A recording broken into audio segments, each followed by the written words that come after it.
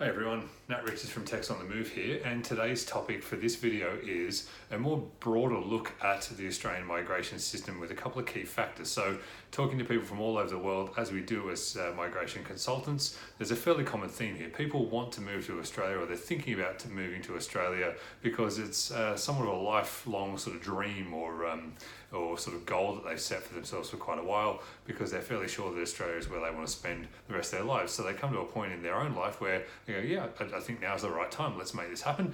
I just want to migrate. But unfortunately, when they get to the pointy end of it, they realise sometimes that the Australian system is actually quite complicated and can make it difficult to achieve that dream. So I want to talk about a couple of the factors that shape that to try to pull away some of the mystery here and make our Australian system make a little bit more sense. So first things first, the Australian visa system is super complicated. There's over 100 visas now across a whole bunch of different types or families of visas, and ultimately as registered migration agents, it's very, very difficult to keep track of all of those visas and their specific legislation, and really that's what we're here to try to help people through.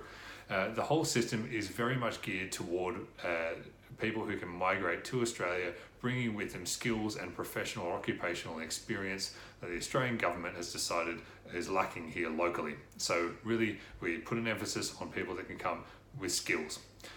Secondarily, we also do tend to like when people can migrate to Australia funding their own way quite easily. So those that are in a fortunate position and can move to Australia without really having to run much threat of relying on the Australian government for support ongoingly, they tend to get preferential treatment in the visa system as well. So the Australian national or federal government, through the Department of Home Affairs or DHA, who of course are the wing of government that look after migration, they tend to stack the deck towards skilled people or people who are financially quite secure and can bring that wealth to Australia.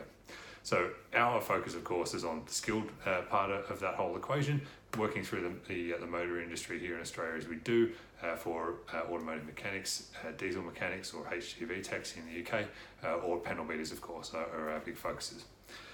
Another big thread running through this whole system is often the divide between the federal or national government of Australia and the state level governments. So a bit of a weird one. It's a little bit like the United States of America. The federal or national government is our top tier of government, where the Department of Home Affairs does their work, does have the final say in what goes on, but sometimes visas intersect with what the individual state governments themselves have to say about it. So for visas like the 190 state-sponsored permanent residency visa, or the 491 regional visa that is temporary in nature at first, but can become a permanent residency visa later on with a 191. These visas very much rely on the state government to make them happen. And the state government might have different ideas, or state governments, I should say, might have different ideas between themselves, and therefore that one visa does not necessarily apply the same way to every single state. Or they might have particular provisions that someone must live up to in a particular state where they may not otherwise, even though they're on the same visa as what you could be across a border. So that's an important thing to get your head around. Third one is a more general sort of idea, even from there. So, what shapes this Australian migration outlook? Why do we have a system that looks like this? So, for good or for bad, it's inevitable that the Australian migration system is influenced by our local politics. So across the country, different political ideas and forces through different societies definitely impact the way that Australia looks at migration, because it is quite a closed system. We don't take on the volume of people that countries around the world do, certainly, and part of that, of course, is because we're down here on our own island.